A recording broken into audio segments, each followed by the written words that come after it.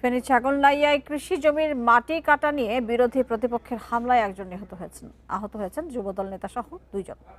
এই ঘটনায় জড়িত অভিযোগে 7 জনকে আটক করে পুলিশে দেয় স্থানীয়রা। রাত 2টার দিকে উপজেলার পাঠাননগর ইউনিয়নের কন্ট্রাক্টর মসজিদ এলাকায় এই ঘটনা ঘটে। হামলায় আহত ইউনিয়ন যুবদল সদস্য আলাউদ্দিন জানান, পাঠাননগরে এক ব্যক্তির কাছ থেকে মাটি কেনেন তিনি। মাটি কেটে পিকআপ ভ্যানে করে অন্যত্র বিক্রি করছিলেন।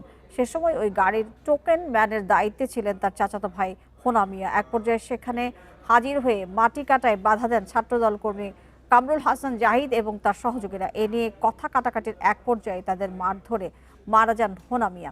তাকে বাঁচাতে গিয়ে আহত হন আলাউদ্দিন সহ 2 জন। এ সময় তাদের চিৎকারে এলাকাবাসী জাহিদ সহ 7 জনকে আটক করে পুলিশে খবর দেওয়া হয়। অতিরিক্ত পুলিশ সুপার জানান, অভিযোগ পেলে আইনি ব্যবস্থা নেওয়া হবে।